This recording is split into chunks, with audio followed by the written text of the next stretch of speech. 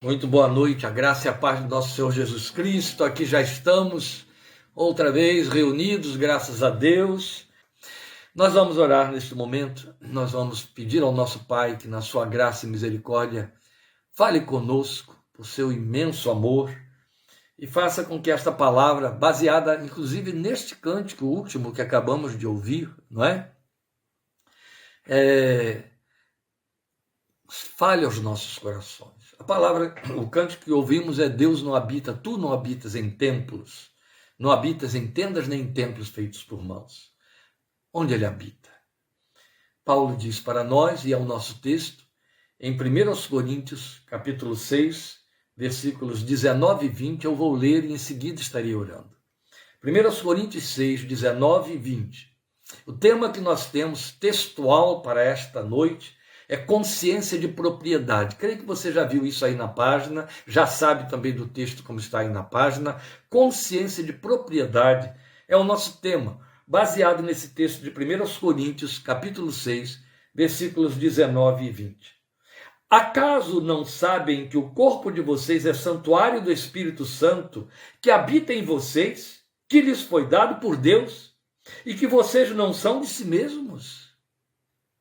Vocês foram comprados por alto preço. Portanto, glorifiquem a Deus com o seu próprio corpo. Pai, rogamos que na graça imensa de Jesus, graça eterna, graça abundante, graça que não cessa, tu fales conosco esta noite, nesta palavra que trouxeste ao nosso encontro.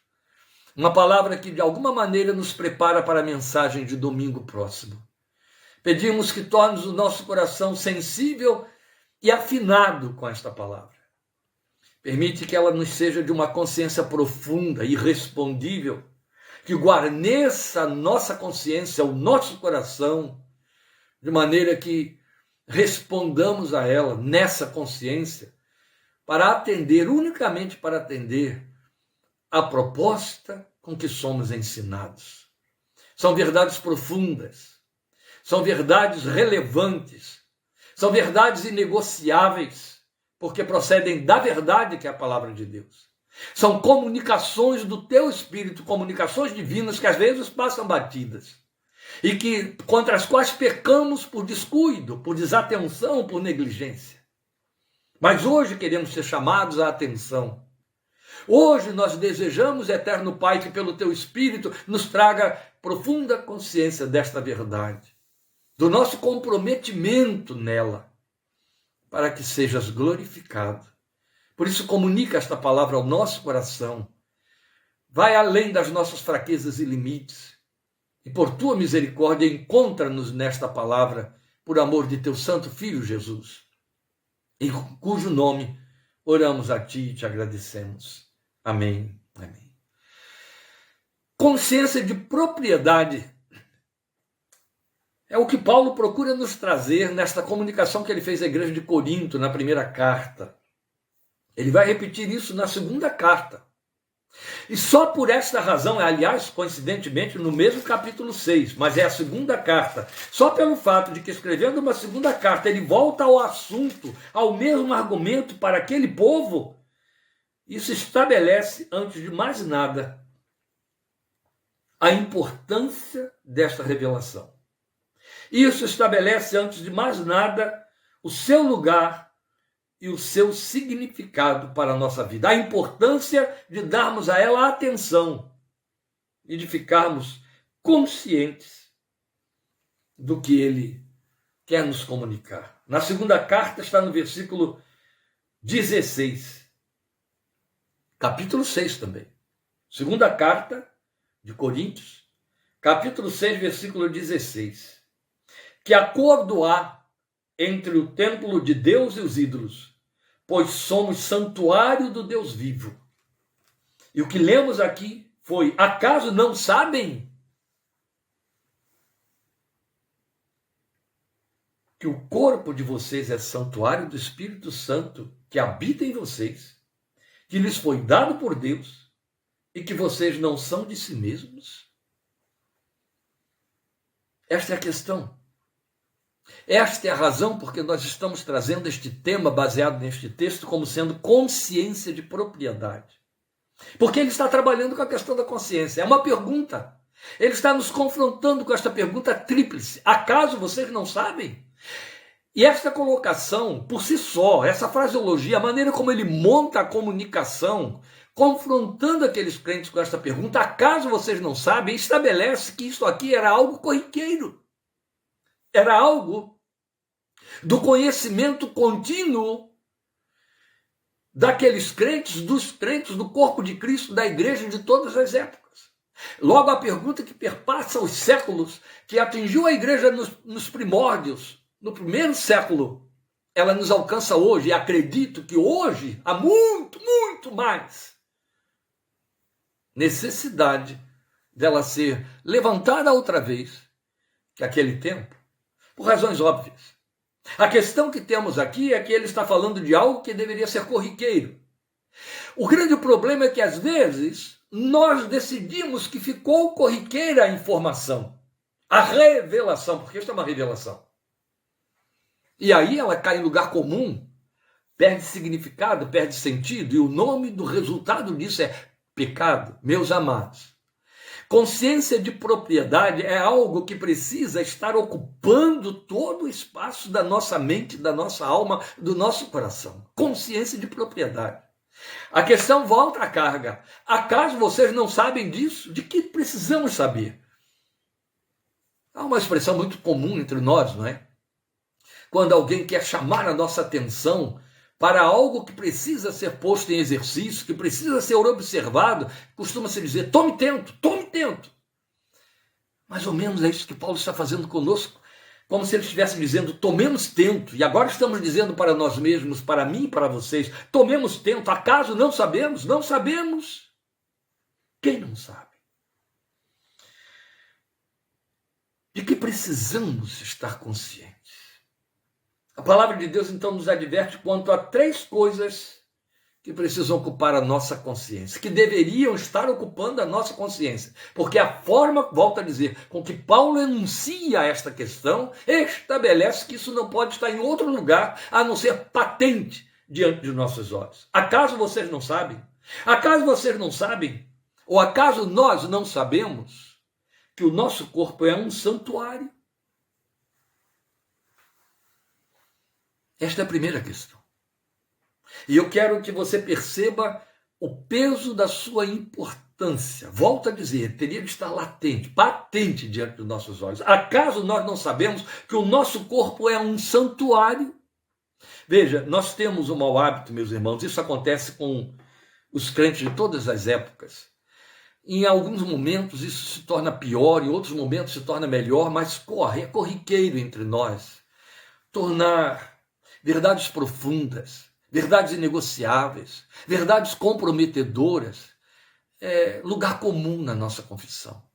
Elas parecem que ocupam um escaninho reservado dentro da nossa mente, dentro da nossa memória, onde fica para que a gente acione ocasionalmente quando nos convém. Isso não pode acontecer com determinadas informações, comunicações e revelações da palavra de Deus que são fundamentalmente transformadoras, que existem para que nós estejamos aplicando, vivendo de maneira intensa. Aqui está uma delas. Eu sou informado de que o meu corpo é um santuário. Meu corpo é um templo, como está nas velhas versões. Templo e santuário para falar exatamente do significado desse lugar, para falar exatamente da utilidade, finalidade. Qual é a finalidade de um templo? Qual é a finalidade de um santuário? Então eu ponho para um escaninho do corriqueirismo a ideia de que meu corpo é um santuário. Ora, quando a Bíblia declara que o meu corpo é um santuário, está estabelecendo antes de mais nada, e este é o reforço que Paulo faz na segunda carta, capítulo 6, versículo 16, de que existe uma diferença absoluta entre o meu corpo e o corpo dos outros viventes, em cujo coração o Espírito Santo não habita. O que faz do meu corpo um santuário? Quem nele mora? É evidente que nos outros corpos o Espírito Santo não habita, já que a Bíblia diz que Deus enviou o Espírito para o coração dos que creem. Está escrito em Romanos capítulo 8, está escrito em Efésios, e nós não temos como questionar isso. E damos glória a Deus, porque Paulo deixou muito claro no capítulo 8 de Romanos, que quem não tem o Espírito de Cristo não pertence a ele. Esse não é dele. Então isso é uma condicional inegociável na nossa fé. Mas ainda volta a carga, até onde nós estamos conscientes a ponto de termos que dar uma resposta afirmativa à pergunta do apóstolo. Acaso vocês não sabem? Não sabem que os corpos de vocês é um santuário? Bem, o que isso comunica para mim e para você? Qual é o valor de saber disso? Quanto que a minha consciência, apercebida disto, tem de manifestar resposta e reagir? Bem, isso nos anula como proprietários de um corpo que se limita a ser exteriorização para a vida biológica. Quando eu digo aqui, isso nos anula como proprietários, eu sei que eu estou acionando um canhão contra o fígado de todos nós.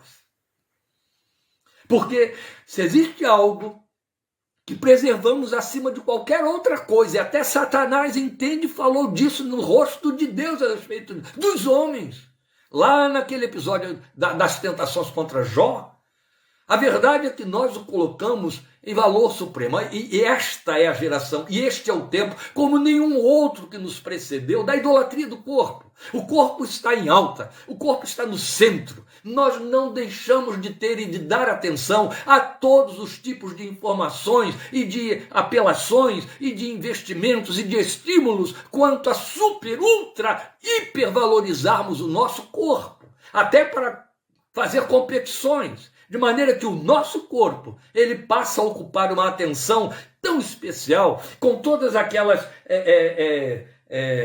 desculpas e colocações que vão sendo, não passam de eufemismos para dizer, não, é uma questão de saúde, é uma questão de zelo, é uma questão de cuidar, afinal sou mordomo do meu corpo, mas na verdade o que está por detrás é o excesso de atenção, o excesso de preocupação. Isso sem falar naquilo que fazemos com ele para que ele assuma uma inverdade permanente, uma comunicação de uma mentira. Por exemplo, e isso vai incomodar muita gente, as maquiagens e as cirurgias de estética. As pessoas fazem cirurgias de estética para corrigir defeitos, isso é muito necessário.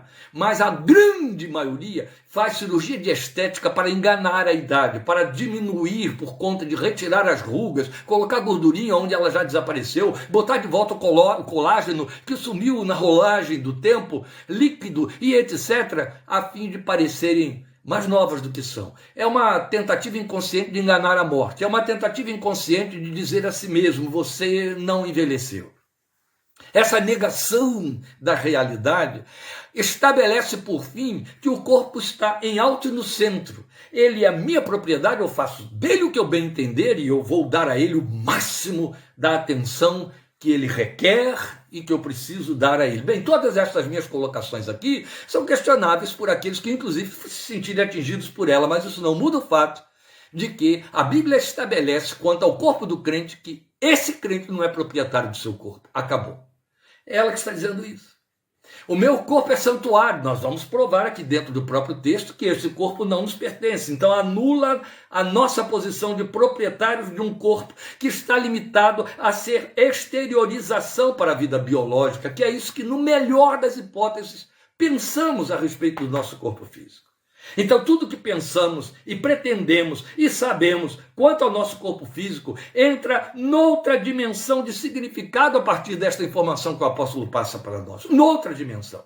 A partir do momento em que eu sei que ele é um santuário, ele agora perde lugar, ele perde vez, na forma como ele ocupa o espaço, na forma como eu uso para ocupar o espaço.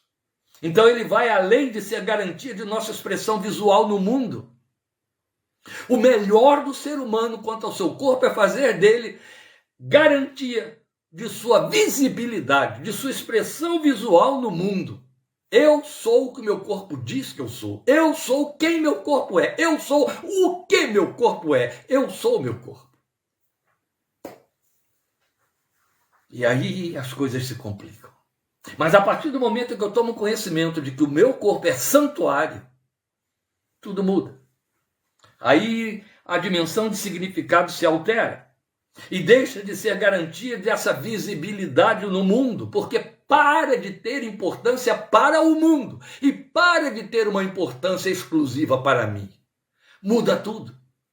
Então há uma diferença abissal entre o corpo físico do crente e o corpo físico do homem no mundo. Até porque, morto este corpo, paira sobre ele a promessa da ressurreição que Jesus nos garantiu ao se levantar dentre os mortos. Então ele vai além de ser o veículo de nossos sentidos que são reféns de nossas vontades. Ele deixa de ser meramente isso. Vai além da temporalidade físico-espacial. Porque o espacial deixou de ser meramente físico. E é mais do que mera temporalidade. Haja vista a ressurreição.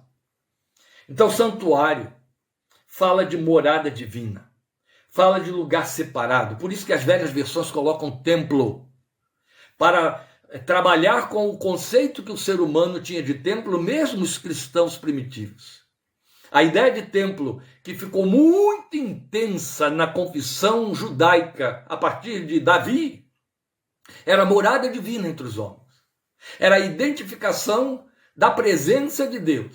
De maneira que, se a arca que precedeu o templo de Salomão era a garantia da presença de Deus no meio do povo, a arca foi colocada dentro do templo e ali o templo, por conta da arca, passou a ser a garantia da presença de Deus no meio do povo, embora o próprio Salomão, no dia em que inaugurou o templo, ele disse: tu habitas nos céus. Esta casa não pode te conter. E é fato. Mas isso tudo muda, e muda significativamente a partir do momento em que a palavra de Deus, através do apóstolo Paulo, com essa revelação irrespondível, me informa que tudo aquilo que Deus consentiu com respeito ao templo, que tudo aquilo que Deus usou como significado que o homem, o ser humano e o adorador dava ao templo, ele recebe e transfere para o meu corpo físico, o meu corpo temporal, esse corpo que a Bíblia chama de corpo de aviltamento, está escrito em Filipenses capítulo 3. Este corpo que nós sabemos que envelhece e perece, que adoece. Esse mesmo corpo, com todas as suas fraquezas, ele é declarado santuário. E não há como pretender dizer aqui que Paulo está usando uma linguagem espiritual para dizer que é um corpo espiritual, que não é este corpo físico, porque ele derruba isso com uma argumentação mais intensa ainda em Romanos capítulo 6, e aqui mesmo no texto de 1 Coríntios 6 e no texto de 2 Coríntios 6, onde ele vai falar do corpo com seus membros, que pode alguém oferecer a uma prostituta e torná-los membros de uma prostituta e por aí vai. Tanto é que você viu que em 2 Coríntios 6, ali nos versículos 16 e 17, ele vai falar sobre luz e trevas. O templo para servir a Deus ou a outra coisa. Então eu volto à carga para insistir na consciência que precisamos ter, da visão que Deus quer que tenhamos a respeito do nosso corpo, a partir da sua decisão e do seu agir a nosso favor. Fala de morada divina. E por santuário significa então lugar separado. Sabe, funciona de forma grosseira, comparando, mais ou menos assim. Se Deus tivesse que... vamos pensar da seguinte maneira. Os adoradores de ídolos, todos eles, em todas as dimensões onde haja idolatria, onde alguém se encurva diante de uma imagem, seja retratada, seja esculpida, todos os adoradores de ídolos, em qualquer lugar, eles se dirigem àquela estátua, eles se dirigem àquela imagem, porque eles acreditam firmemente que naquela imagem, em nome de memória de quem ela representa, está o espírito, ou um espírito, ou a própria pessoa ali representada, que de alguma maneira ali, através daquela representação, o ouve e recebe sua súplica ou sua adoração. Se isso fosse verdade, a Bíblia deixa claramente que é mentira. Os ídolos são nada e não tem nada nem ninguém ali. Mas se isso fosse verdade, então funcionaria, eu disse grosseiramente comparando assim. Se Deus tivesse de transitar entre nós e aí ele tivesse que ocupar alguma coisa física para se comunicar, se fazer valer ou ver, e houvesse num determinado ambiente 500 pessoas não cristãs e um crente, esse crente seria o veículo desta aparição divina, desse instrumento divino, dessa presença divina como a arca no Israel antigo.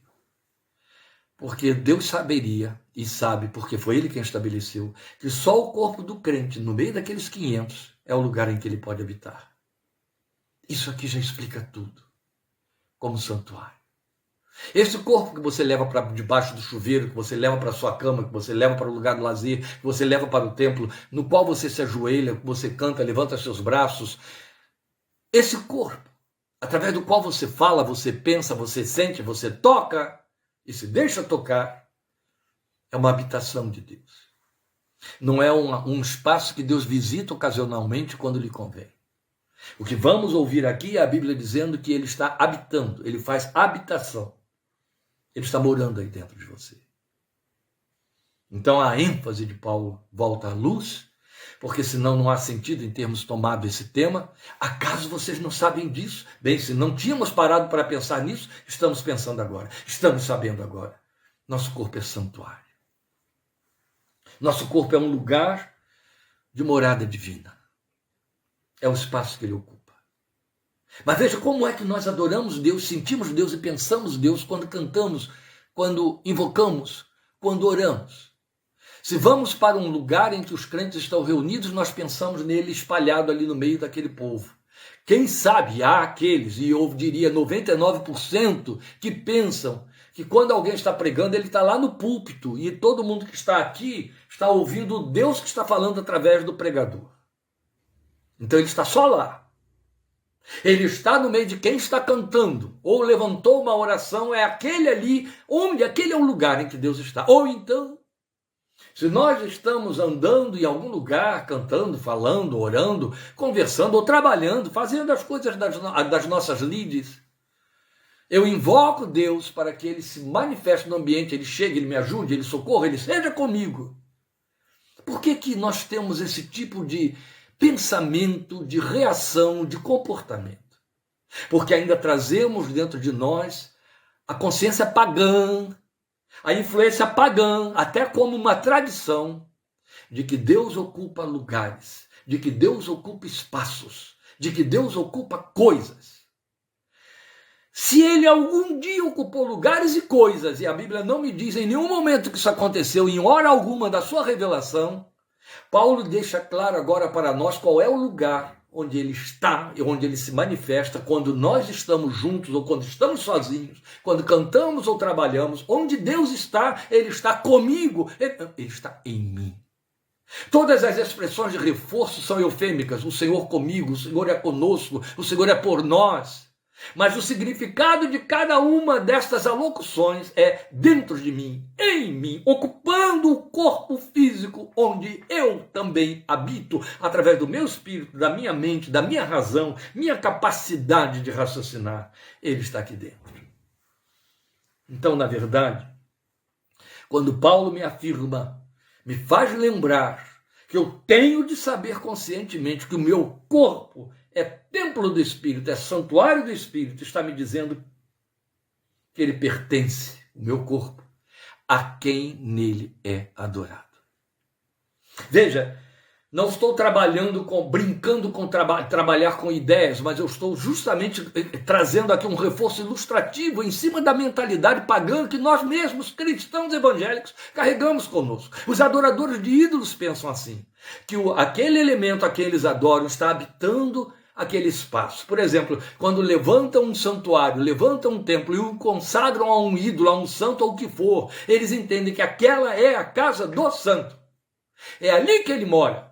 Minha casa era uma casa cheia de oratórios, e tem muitos aí que sabem de que eu estou falando, que tiveram a mesma origem, que conheceram isso. Minha casa tinha oratórios, a casa de meus tios tinham oratórios, a casa da minha tia tinha oratório, no quarto da minha avó havia um oratório. O que era oratório? Oratório é um altar doméstico onde havia algumas estátuas, e quando a família queria rezar, quando a família queria invocar Deus, quando a família queria de alguma forma pedir alguma ajuda, fazer qualquer coisa que se chamasse religiosidade, se dirigia ao oratório. E por que fazia isso? Porque entendia: este espaço que eu consagrei e o que ali está é o lugar em que o Deus ou Santo a quem eu vou invocar está habitando. Esta é a razão porque as pessoas entendem que os santuários são sagrados, e porque são sagrados se persignam diante deles. A palavra de Deus me informa que o lugar sagrado, desde a cruz, é o corpo do cristão. Esse é o santuário em que Deus habita.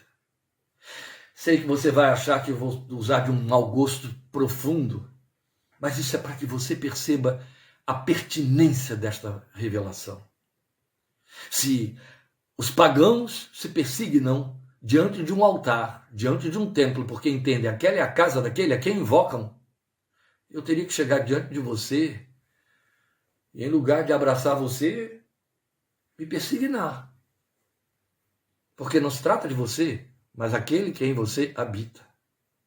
Isso faz diferença. Bem, eu vou trazer reforço desses argumentos com a própria revelação da palavra.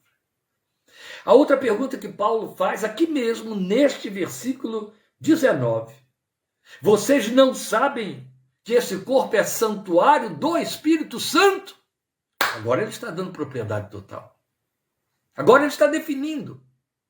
A primeira informação é: não sabem que é santuário? A informação que vem aí na mesma fraseologia, mas uma redundância, e eu faço essa redundância, é santuário do Espírito Santo. Quem é o Deus que então habita nesse santuário, que é o seu corpo, que é o meu corpo, meu irmão, minha irmã? É o Espírito Santo de Deus. Bem, primeira coisa que ele fala, aliás, ele fala com dois desdobramentos. Então, quais são os dois desdobramentos? O primeiro deles é que habita em vocês, que habita em nós. O segundo é que nos foi dado por Deus. Então, para o primeiro desdobramento, santuário do Espírito Santo que habita em nós, isto é um reforço. Se ele disse que é um santuário, agora ele vai dizer que se trata do Espírito Santo, o santo que nele habita. O Espírito de Deus é o Deus que nele habita. Isso é um reforço. O seu corpo, você não sabe disso, é santuário do Espírito Santo.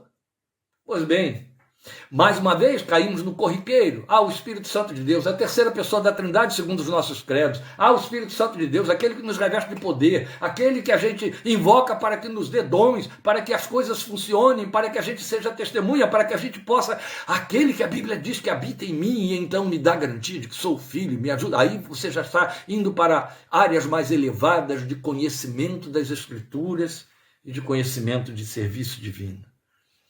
Mas vamos à informação pura e simples que o apóstolo está nos dando aqui. Que o meu corpo é santuário do Espírito Santo que habita em mim. Como eu disse, é um reforço. Se é santuário do Espírito Santo, a lógica diz que então ele mora nesse santuário. Então, que habita em nós. Isso aqui faz o fechamento de toda a argumentação anterior que eu usei, que eu citei, inclusive usando aquelas ilustrações sobre templos, santuários, oratórios. Não é verdade? Ele habita em mim. É bonito porque Jesus já tinha dito isso, que o Espírito Santo habitava com os discípulos, mas depois passaria a habitar nos discípulos. E a partir dali, a linguagem com, a preposição com, sim, no grego, desaparece. E vai dar lugar a en, que no português é o nosso em, em. No lugar, habita em. Deixou de habitar com, de estar junto para estar dentro. Em, in, no inglês. Entende? O Espírito Santo passa a ser o habitante. Então nós somos os únicos seres na Terra que poderíamos dizer que têm, de alguma forma, uma forma de ser esquizoide. Há dois seres que habitam dentro de nós. Eu o Espírito de Deus que veio morar dentro de mim. Mas vamos pensar bem no peso desta informação que ele nos faz. Aliás, ele não está informando. Ele está trazendo à nossa memória o que nós deveríamos saber de cor e salteado. Que o santuário, que é o nosso corpo, é santuário do Espírito Santo, que habita em nós. Então, quem é a divindade que mora nesse santuário? Ele acabou de dizer o Espírito Santo. Bem, como eu disse, no corriqueirismo a gente diz isso. O Espírito Santo de Deus, terceira pessoa da Trindade, mas ele tem vários nomes. E esses vários nomes apontam todos eles para ele, para o que ele revela, para quem ele é e para o que ele faz, uma vez que habita em nós. A Bíblia dá a ele o título de Espírito de Deus.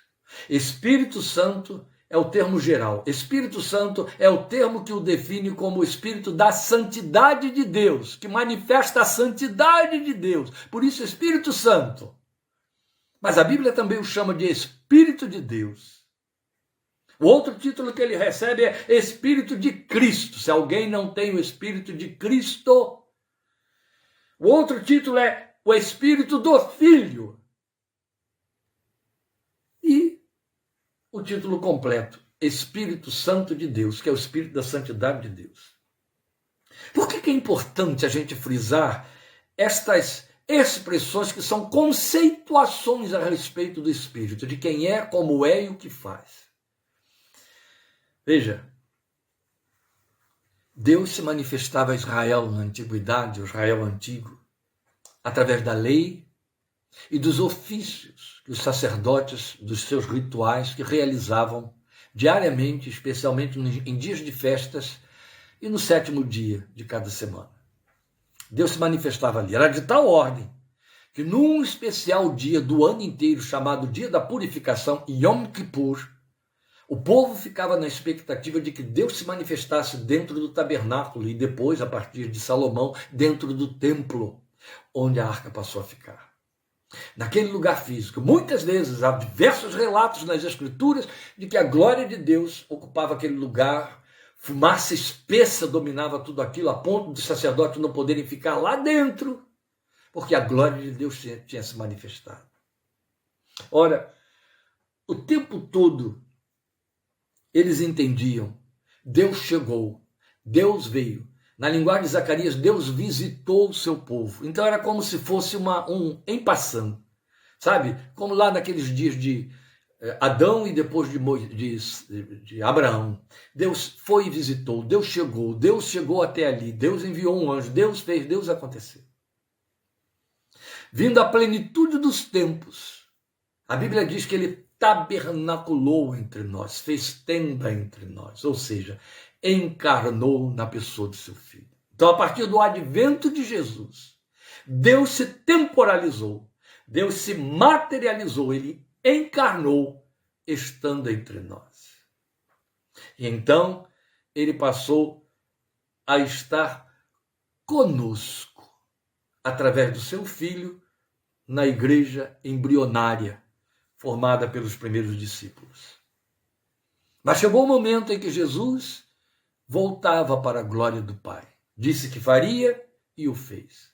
A partir desse momento ele disse, agora, se eu não for para o Pai, ele não poderá enviar o outro Consolador que estará em vocês, o Espírito Santo. Mas se eu for, eu rogarei ao Pai, e ele vai enviar um outro, que vai ficar no meu lugar, em vocês, com vocês e em vocês. E deixou claro, é o Espírito Santo de Deus, o Consolador, o Paráclito, o advogado, o ajudador de vocês. Vocês não vão ficar órfãos.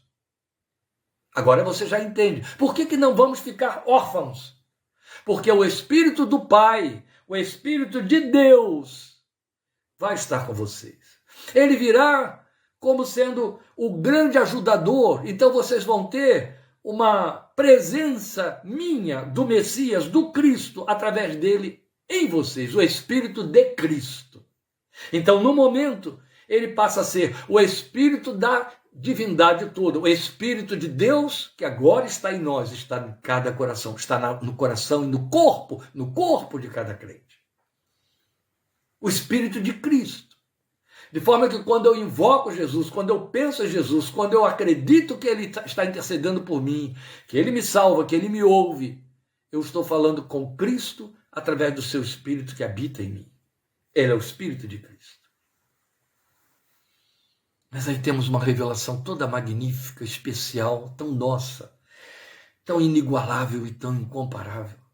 É quando Paulo nos afirma em Romanos e em Gálatas que Deus enviou ao nosso coração o Espírito do Filho. Ele poderia ter dito o Espírito de Cristo? Poderia, e era verdade, era. Ele poderia ter dito o Espírito de Deus? Poderia, era verdade, era. Por que ele teve necessidade de dizer o Espírito do Filho? O Espírito de Filho? Foi exatamente no momento em que ele disse que esse Espírito dentro de nós clama Pai. Foi exatamente neste momento em que, escrevendo aos Gálatas, ele disse que baseados nesse Espírito, ou seja, inspirados nele, ou nos apoiando nele, nós clamamos Pai, Abba, Abba, Espírito de Filho, para dizer que ele nos deu caráter do Filho, para nos dizer que ele nos deu a fala do Filho, para nos dizer que ele nos deu os créditos do Filho. É isso. Herdeiros de Deus e co-herdeiros com Cristo. Aleluia. É nesse sentido que Paulo precisou mudar a terminologia e dizer ele enviou o Espírito do Filho, em lugar de dizer Espírito de Cristo, Espírito de Deus, Espírito do Filho, porque vem nos caracterizar como filhos. A razão porque Jesus nasceu como filho, não como Espírito, nem como apenas o Deus da eternidade, Criador de todas as coisas, mas nessas condições como filho, para que nos tornássemos filhos, através dele e do seu sacrifício. Esse Espírito, Paulo diz, habita em nós. Fez morada dentro de nós. Não é mais uma visitação extemporânea. Não acontece porque eu ajoelho para orar. Não acontece porque há um momento em que eu estou espiritual, aí eu estou cantando, eu estou meditando, eu estou num ambiente de culto. Não, é permanente, é em todo o tempo. Ele habita em mim. Quer eu esteja no lazer, no trabalho, nas minhas lutas, dificuldades, ou em oração. Ele não vem e se manifesta num momento específico de uma atitude minha, de um ritual meu, de uma expressão de piedade. Não. Ele habita em mim. Ele faz moradia constante. Ele não sai de dentro de mim por uma razão especial que nós vamos mostrar aí daqui a pouco. E Paulo diz, já na segunda instância, que esse Espírito Santo que habita em nós nos foi dado por Deus. A beleza está aqui na forma como Paulo expressa isso. Que nos foi dado por Deus. Volte aí ao seu texto no versículo 17. Acaso não sabem que o corpo de vocês é santuário do Espírito Santo que habita em vocês, que lhes foi dado por Deus? Foi uma atitude de Deus, uma ação divina, uma garantia que Deus aprove para si próprio a nosso respeito. Foi a favor de Deus que ele nos deu o Espírito que habita dentro de nós. Foi por causa da sua vontade, foi por causa de uma necessidade de Deus a nosso respeito, a nosso favor, que ele nos deu o seu Espírito. E aí ele nos deu naquelas condições em que Jesus nos apresentou, como companheiro, como ajudador.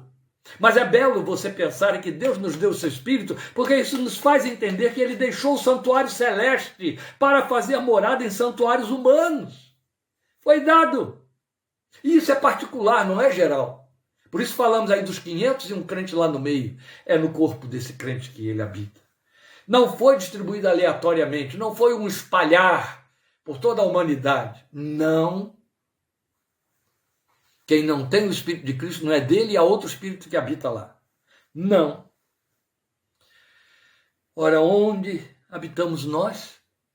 Nós.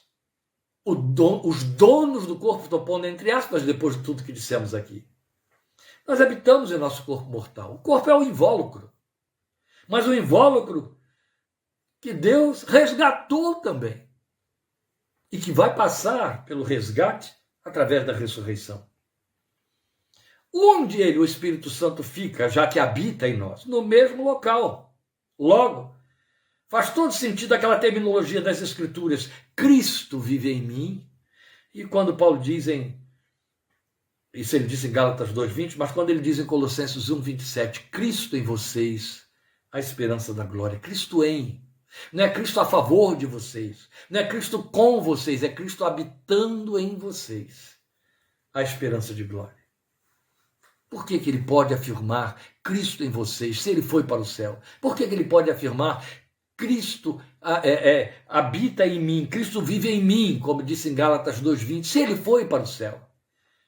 Porque o Espírito de Cristo está habitando em nós, como nós acabamos de dizer. Então isso explica porque tanta gente se atrapalha e não são poucos.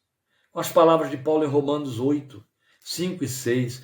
Como estaremos estudando Romanos, é bom você me acompanhar nisso aqui agora, meus irmãos. Vamos aqui, um pouquinho antes de 1 Coríntios, capítulo 8 de Romanos, versículos 5 e 6, Paulo diz assim: a mentalidade da carne é a morte. Eu vou ler o 5, perdão, eu disse que era 5 e 6, e é: quem vive segundo a carne tem a mente voltada para o que a carne deseja.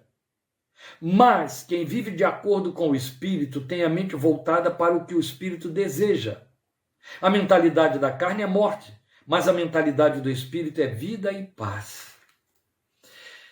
Alguns já leram aí versões antigas dizendo o penhor da carne, o penhor do Espírito. A palavra que traduz melhor e que explica claramente para nós o que significa isso é mentalidade. Porque você concorda que o que eu posso definir de forma mais esclarecedora possível como meu espírito é a minha razão, minha capacidade de racionalizar, de raciocinar, a minha mente? As próprias ciências, e em especial psicanálise e psicologia, que estudam doenças mentais, doenças emocionais, elas sabem que esse construto, e afirmam isso, mente, é uma entidade indefinida.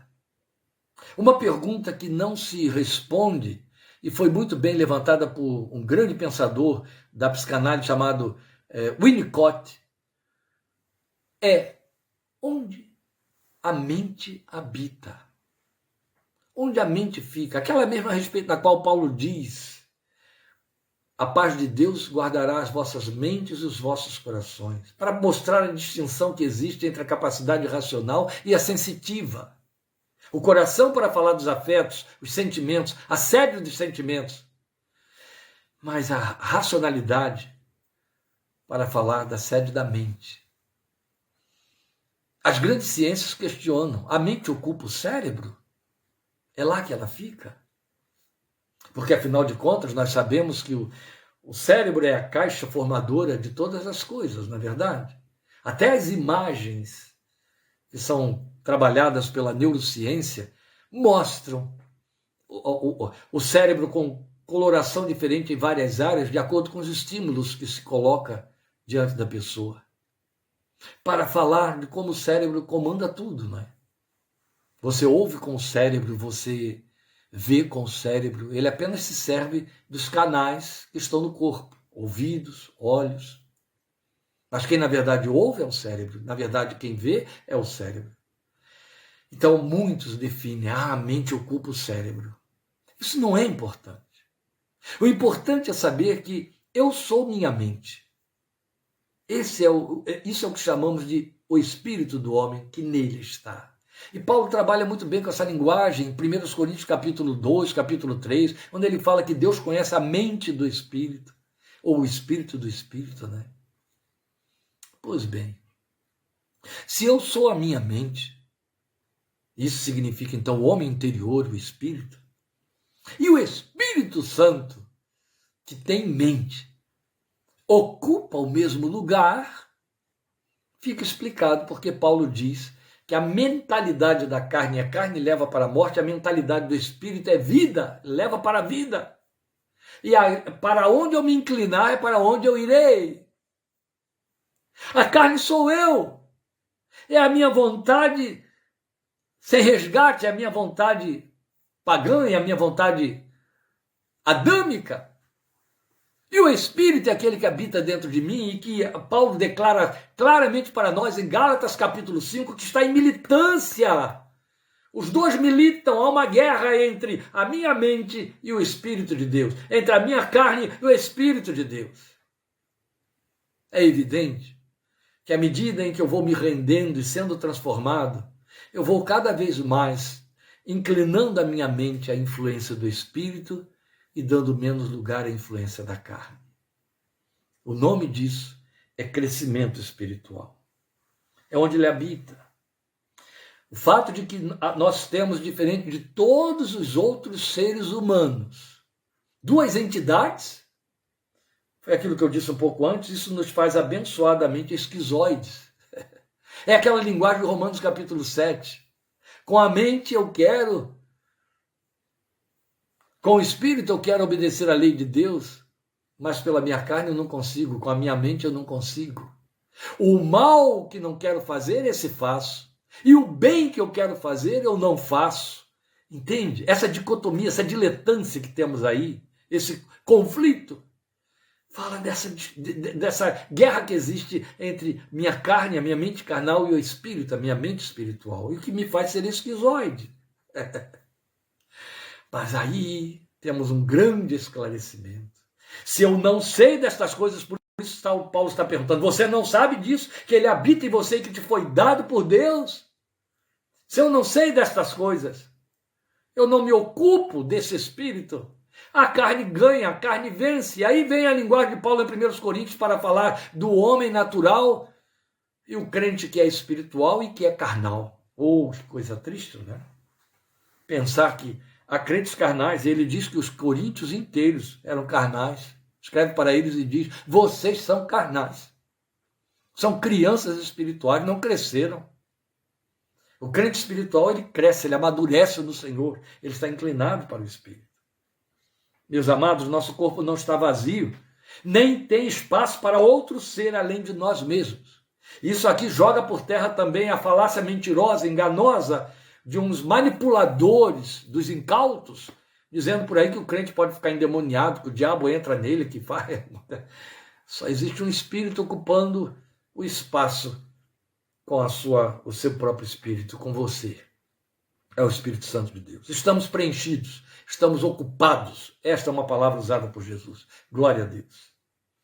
Mas a última pergunta que Paulo levanta, a terceira questão, e que trazemos aqui também, ela dá propriedade ao nosso tema, quando nós chamamos de consciência de propriedade, porque a última questão é, vocês não sabem que não são de si mesmos? Está aí no finalzinho do versículo 19, e que vocês não são de si mesmos? Não sabem disso? Esta é a pergunta. Você não sabe que você não se pertence? Você não sabe que você não é de si mesmo? Ele reforça essa argumentação de forma muito linda na carta aos Romanos. Fique sabendo que a carta aos Romanos foi escrita, você vai saber em breve, bem depois da carta aos Coríntios. Tá bom?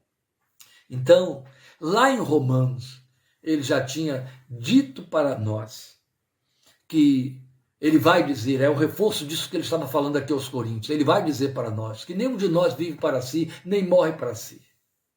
Se vivemos, para o Senhor vivemos.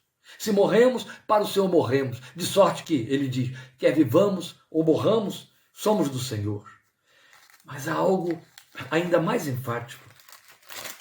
O servo de Deus mostra para nós, no capítulo 14 de Romanos, versículo 7. Pois nenhum de nós vive apenas para si e nenhum de nós morre para si. Se vivemos, vivemos para o Senhor. Então, quando ele afirma aqui que nós pertencemos ao Senhor de tal maneira que não temos pertencimento próprio, ele está fazendo grande reforço desse argumento aqui de 1 Coríntios 6,19. Consciência de propriedade alheia. Paulo trabalha com isso, meus amados.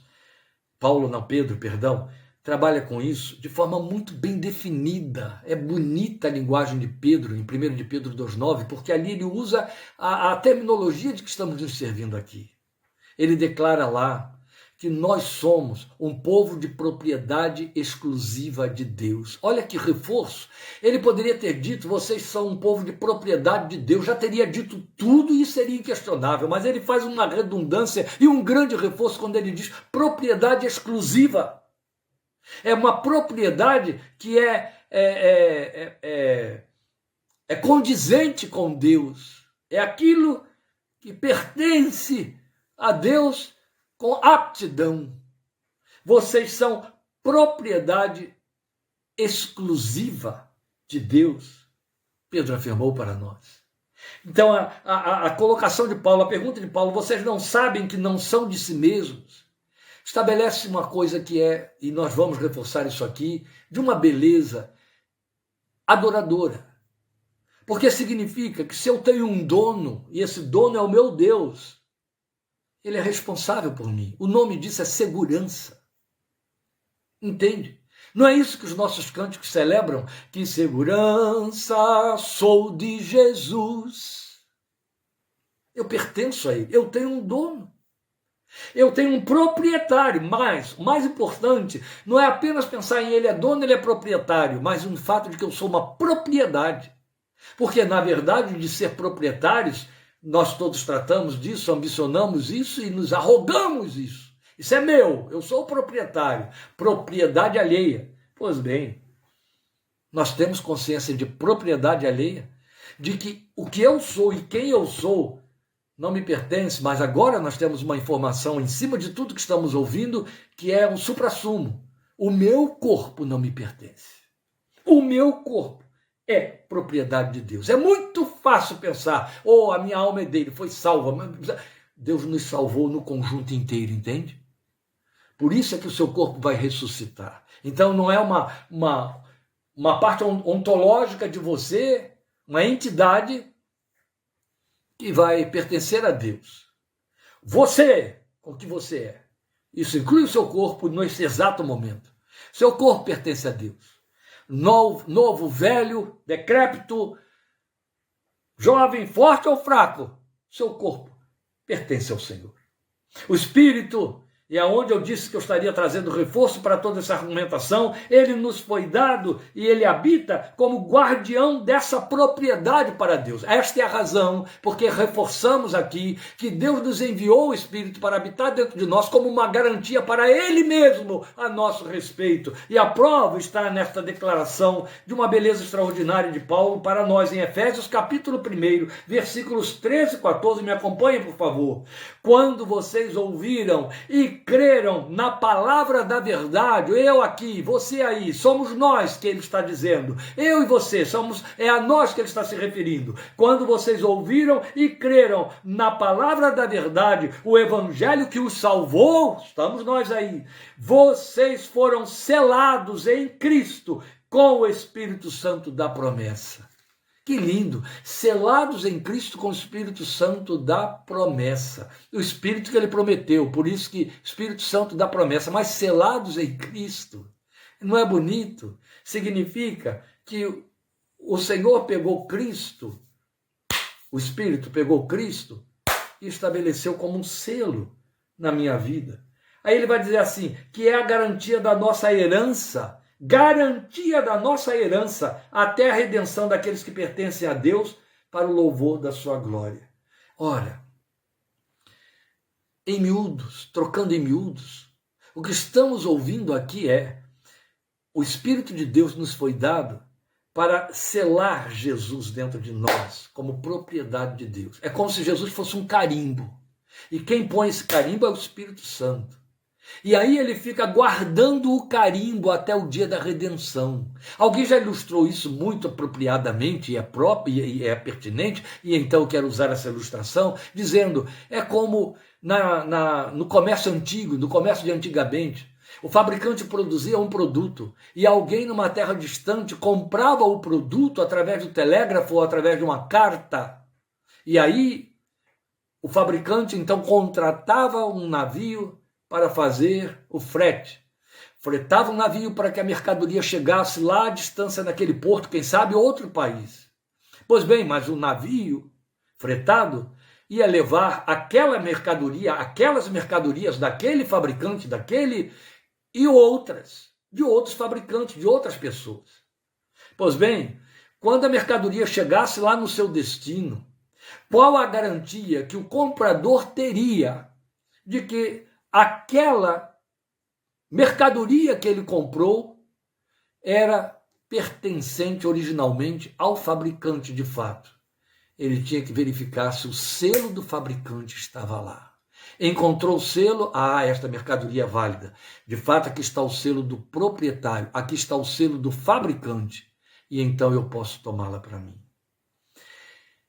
Eu disse que eu estava trocando em miúdos, não é? Então vamos esmiuçar um pouquinho mais. Qual é a informação do apóstolo? Quando ele nos salvou, nós fomos selados em Cristo com o Espírito Santo da promessa, que é a garantia da nossa herança até a redenção daqueles que pertencem a Deus. Garantia para quem?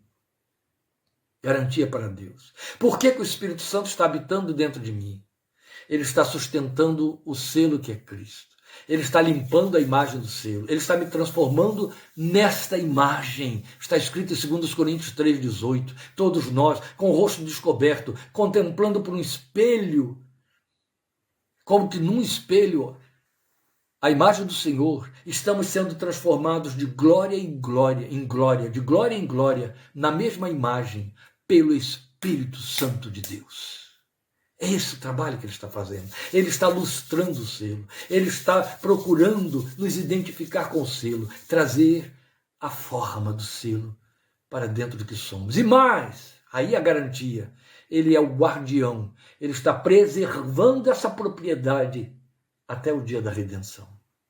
No dia da redenção é como se funcionasse desse jeito. Aqui está, Pai, eu guardei, ele é teu. Eu fui fiel e eu guardei. Eu não deixei que se perdesse. Eu não deixei que outro tomasse posse. Eu não deixei que pertencesse a outro. É teu, essa propriedade é tua. O teu filho está aqui. A marca do teu filho está nele. A marca do teu filho está nela. Aleluia. Glória ao Senhor. Glória ao seu santo nome. É por isso que ele habita em você. É garantia para Deus de que eu pertenço a ele, de que você pertence a ele, de que chegaremos lá, porque o Espírito Santo nos levará até lá. Aleluia. Eu quero terminar tudo isso, já tendo ultrapassado aí o nosso tempo, porque tivemos o louvor, não é? Tivemos um culto para os que chegaram depois aí. Celinha, João Alberto, assistam do início que vocês vão ver o nosso culto. Marília estava aqui nesse louvor. Meus queridos, é um texto que parece estar fora do contexto aqui, mas não está não. Lembram daquele momento especial na vida da rainha Esther, sobrinha de Mardoqueu, outras versões colocam Mordecai, quando ela estava se recusando a ir à presença de Assuero, o rei, ela já casada com ele, para levar a mensagem de Mardoqueu a favor da defesa do povo que estava ameaçado de extermínio, de genocídio, pelos persas. E ela então chega para Mardoqueu e diz: eu não apareço na presença do rei há cerca de 30 dias e ninguém pode, segundo essa lei, se apresentar lá sem ser chamado. Se for, morre. Então ela estava dizendo: eu não posso ir lá. Eu não posso fazer esse pedido fora de hora. Eu vou pôr a minha vida em risco. Se ele não me receber, eu vou morrer. Aí seu tio olha para ela e diz assim: olha só, filha, quem sabe se não foi para este tempo em que a necessidade está gritando aí, está exigindo, nós estamos para perecer, quem sabe se não foi para este tempo que você foi elevada a essa categoria de rainha. Porque se você não for lá, eu estou certo de que haverá socorro e livramento da parte de Deus por outra via. Mas provavelmente nem você, nem a casa do seu pai se salvarão. Em outras palavras, o que ele estava dizendo é: Esther, pare de pensar em si mesma e pense na razão por que você está nesse lugar e nesse momento, Esther. Alguém pensou em você e te trouxe a essa condição. E esse alguém é Deus. E você tem que fazer a sua parte, se manifestando como veículo de Deus nesse tempo, nessa hora, porque para isso você veio a este mundo, e eu quero traduzir isso para a minha realidade, para a sua realidade, meu irmão, minha irmã. É o que temos de fazer assumindo pela fé. Se pertenço a esta geração, sou necessário nela e para ela, necessidade ou interesse daquele a quem eu pertenço. Por isso ele me fez nascer nesta geração, não na geração dos meus pais, nem na geração dos meus netos. Ele me fez nascer nesta geração, porque ele tem necessidade de mim nesta geração e para esta geração, ele tem necessidade ou tem interesse, porque eu pertenço a ele e fui potencializado para ser veículo divino aqui e agora, potencializado pelo Espírito que em mim habita. Por que pertenço? Eu pertenço porque houve resgate, possessão de Deus, o texto diz. Pedro nos afirma isso em 1 de Pedro 1, 18 e 19. Ele diz para mim e para você que não foi com coisas perecíveis como prata ou ouro que nós fomos resgatados da nossa maneira inútil de viver, mas pelo precioso sangue de Cristo, como de um cordeiro incontaminado. Pelo precioso sangue de Cristo eu fui comprado. Esta é a palavra que Pedro usa, esta é a palavra que significa resgate. Eu fui resgatado, eu passei a ter um dono, eu fui comprado a preço de sangue. Deus me comprou, Deus te comprou, pertencemos a Ele, Ele pagou um preço de resgate, Ele é proprietário com total direito, aleluia, glória ao seu santo nome. Por isso, a minha vida não é para que Ele viva para mim como Deus me abençoando, é para que eu viva por Ele, viva para Ele, e isso inevitavelmente há de fazer de mim e de você uma bênção, como Ele prometeu a Abraão e pretendeu. Fique com esta palavra em Romanos 8,35, com que eu encerro. Jesus deixou claro em Romanos 8,35, se alguém quiser salvar a sua vida, vai perdê-la. Mas se alguém perder a sua vida por amor dele e do Evangelho, vai salvá-la. De que serve ao homem querer ganhar o mundo todo e perder a sua alma? Não temos que ganhar nada. Já fomos ganhados por aquele que nos comprou. A Ele pertencemos. Vivamos para Ele. Deus te abençoe, te guarde e te fortaleça. O Senhor te abençoe e te guarde. O Senhor faça resplandecer o seu rosto sobre ti e tenha misericórdia de ti. O Senhor sobre ti levante o seu rosto e te dê paz. Obrigado por sua companhia, por sua presença, por ter respeitado essa nossa agenda que já explicamos. Mudamos para hoje para aproveitar a presença da missionária Marília e provavelmente domingo 17h30 temos uma palavra desafiadora e especial de Deus para nós. Então não mais 18 horas, mas 17h30, eu convido você a estar atento para esta palavra que Deus vai nos dar e que no domingo, cedo, anunciaremos na nossa página. Fique atento.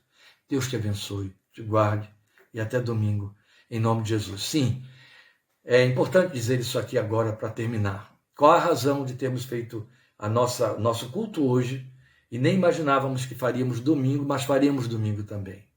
Depois desse domingo, dia 6, teremos um longo intervalo, sem nenhuma ministração, até o dia 20 de julho. Temos compromissos fora daqui, que vão nos ocupar em todo o tempo, então não teremos nenhuma transmissão. Por isso, convido você a não perder dia 6, porque vamos ter um intervalo longo, em que eu vou dar a você descanso da minha imagem e da minha voz. Só voltaremos depois do dia 20, então você receberá a chamada ali, e é quando começaremos nossos estudos em Romanos. Então, ao voltarmos no dia 20, depois do dia 20, o que vai acontecer é que na primeira quinta-feira, 24 de julho, daremos início, em nome de Jesus, ao nosso estudo da Carta aos Romanos. Esteja atento, convide outros e não deixe de participar. Até domingo, em nome do Senhor Jesus. Grande abraço.